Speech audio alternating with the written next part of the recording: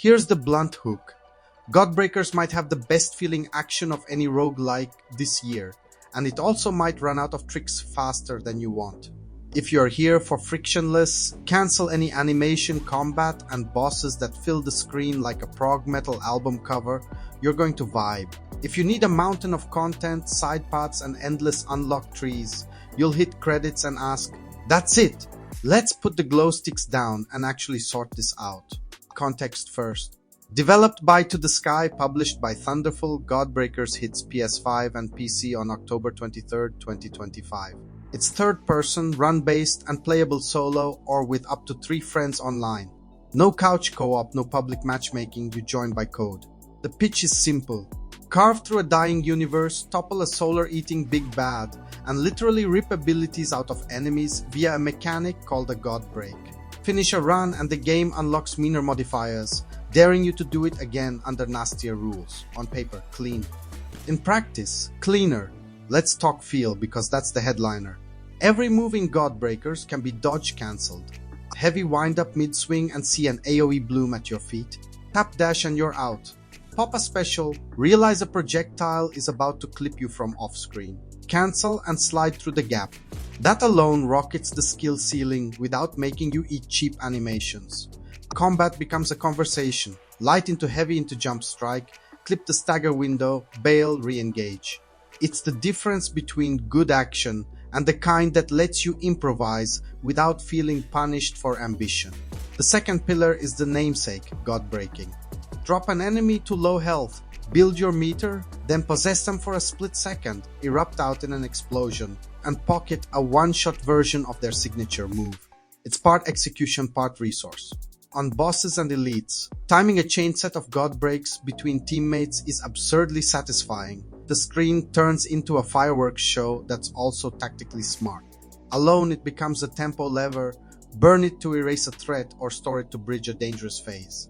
It's Kirby if Kirby was feral and loved overkill.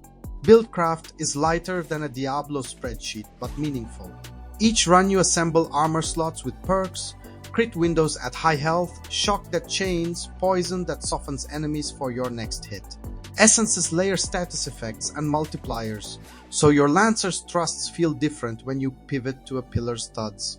Between runs, Echoes unlock meta options that tweak starts and shop odds rather than raw plus 20% damage.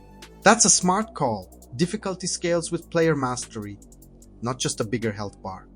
You'll feel your brain getting sharper before your numbers get fatter. Where critics agree, the action slaps. The dodge cancel system turns near misses into highlights. The boss roster is all killer and actually escalates, and the presentation is loud in the right ways. Saturated color without Fortnite mimicry, punchy sound that telegraphs threats, soundtrack that hits the gas on boss intros. Co-op holds 60 FPS adjacent smoothness on PS5 even when the arena looks like a particle accelerator. The game scales for party size, adding bodies and health without turning fights into sponge marathons. Solo feels precise and tactical. Co-op is a hurricane you learn to surf. Where the split happens is scope and structure. The campaign spans roughly a handful of biomes, call it 5 or 6 depending on how you count. And it's intentionally all gas, no fluff. Rooms flow into rooms, mid-boss, more rooms, boss, next world. That rhythm is intoxicating if you love pure combat loops. It can read thin if you expect more detours. Post-win, you unlock Tangle's brutal modifiers that genuinely change the tenor of a run. Weaker heals, one-hit kills on direct hits, enemies buffing each other on death. They're spicy, and they make the game harder in a satisfyingly mean way. But if your motivation is new content over sharper challenges, modifiers won't scratch that itch for long. Quests are the other sore thumb. The game sprinkles level-specific tasks, use an environmental hazard X times collect Y lore logs, that sort of thing. When they're clear, they're harmless side spice. When they're vague, they feel like chores stapled to a sports car. The kicker: you need a chunk of these done to unlock certain endgame modifiers and the true ending path. It's not a deal breaker, but you can feel the friction when the combat begs you to sprint, and the quest tracker asks you to stop and fuss. Let's triangulate with the broader sentiment. One camp loves how well Godbreakers clears the runway between you and the fun. slick movement, instant cancels, fast restarts, and bosses that respect your time while still teaching painful lessons. Another camp wishes that same elegance showed up in variety and meta depth. More worlds, more oddball tangles with trade-offs instead of straight punishment, more ways to reconfigure runs beyond luck and shop rerolls. Both can be true. The game is expertly tuned minute to minute and a little lean hour to hour. Co-op caveats are worth calling out. There's no matchmaking, so this is a bring friends affair. That design avoids the weirdness of dropping into a run mid-build, but it does shrink the spontaneous audience.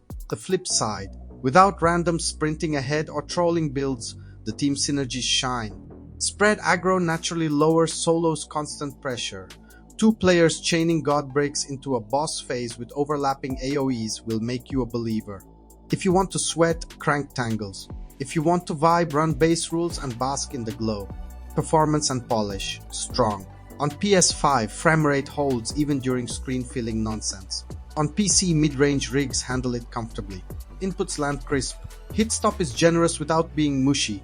Lock-on is optional but handy, and the camera trusts you, rare for a new studio swinging at this speed.